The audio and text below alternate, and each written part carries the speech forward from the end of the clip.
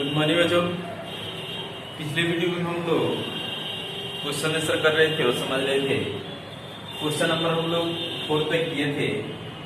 आज की वीडियो में उसके आगे क्वेश्चन नंबर 5 के आंसर जानेंगे और समझेंगे। ठीक है, तो ये क्वेश्चन नंबर 5 जो है बहुत ही अच्छा क्वेश्चन है। इस क्वेश्चन को बहुत ही अच्छा से पहले समझिए, उसके बाद से इसको लिखने का प्रयास कीजिएगा। ठीक है, क्योंकि यहाँ से बहुत सारा क्वेश्चन बनते हैं।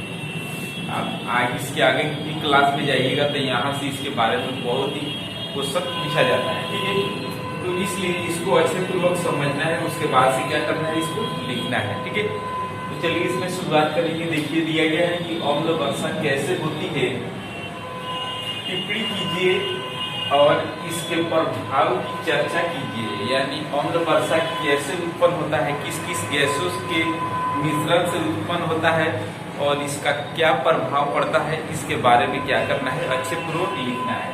ठीक है, तो आप लोग को अम्ल वर्षा के बारे में बताए थे कि अम्ल वर्षा जो होता है दो गैसों की अत्यधिक भूमिका होता है। जैसे कौन सा, तो सल्फर डाइऑक्साइड और कौन सा, तो नाइट्रोजन ऑक्साइड। ये दो गैसों की जो है अत्यधिक भूमिका होती है।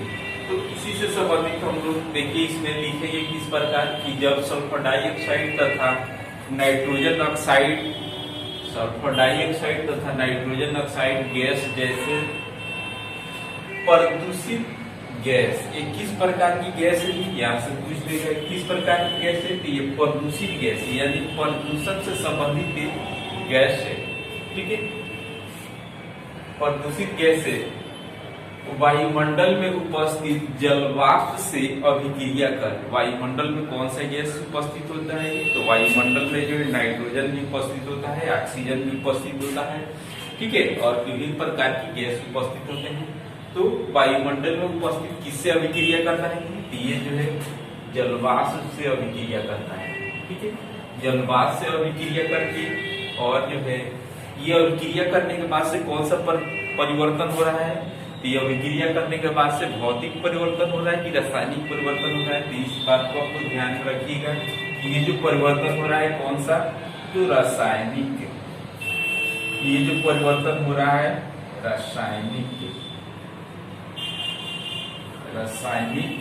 परिवर्तन, न कि भौतिक परिवर्तन। भौतिक और रासायनिक परिवर्तन आप लोग कितने बार बता चुके हैं। उपस्थित जलवाष्प से अभिक्रिया कर कौन से गैस बनाता है, कौन सा अम्ल बनाता है। देखिए तो ये जो है सल्फ्यूरिक अम्ल और कौन सा, तथा नाइट्रिक अम्ल बनाता है। सल्फ्यूरिक अम्ल, नाइट्रिक अम्ल, इसको समझिए तो जैसे आपको आम भाषा में इसको बोला जाता है क्या चीज, इसको तेजाब बोला जाता है, तेजाब। ठीक है, समझ रहे हैं। इस तेजाब के बारे में आप लोग जानते होंगे कि कितना भयंकर होता है, इसका कहीं पे भी उपयोग कर दीजिए तो बहुत ही बुरा प्रभाव पड़ता है। समझ रहे, ये जो है सल्फ्यूरिक अम्ल तथा नाइट्रिक अम्ल बनाते हैं। तो ये वर्षा को अम्लीय बनाकर, यानी वर्षा के जल को अम्लीय बनाकर वर्षा के साथ पृथ्वी पर बरस जाते हैं। वर्षा के साथ पृथ्वी पर क्या कर जाते हैं कि बरस जाते हैं। उससे ही क्या बोला जाता है, तो उससे ही अम्ल वर्षा कहा जाता है। समझ रहे। उसके बाद इसी में लिखेंगे कि अम्ल वर्षा मानव के साथ साथ अम्ल वर्षा जो होता है, देखिए ये जो है हर एक जीव जंतु हुआ या पेड़ पौधे हुआ या मिट्टी हुआ, हर एक चीज को क्या करते हैं कि ये हानि करते हैं।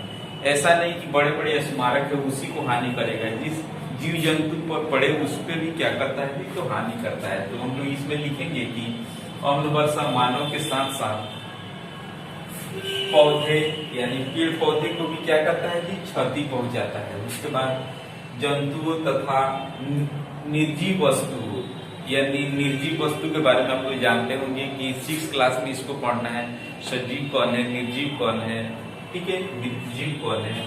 तो ये जो है निर्जीव वस्तु के लिए भी क्या करता है जी, निर्जीव वस्तु के लिए भी हानिकारक है।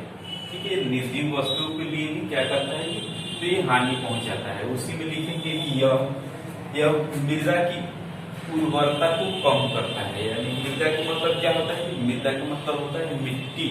मिट्टी की जो उपजाऊ जो होता है उसकी उर्वरता को क्या कर देता है, कम कर देता है। ठीक है, अम्ल वर्षा के कारण स्मारकों के संरक्षण होता है। अम्ल वर्षा के कारण ही बड़े बड़े स्मारक जो होते हैं उसका क्या किया जाता है, संक्षारण होता है। संक्षारण का मतलब होता है कि उसका रंग जो है बिखरना, संक्षारण होता है। ठीक है, तो ये चीज हम लोग जान चुके और समझ चुके। तो आज की वीडियो में इतना ही, इसके आगे जो है कल और हम लोग जानेंगे समझेंगे। तब तक के लिए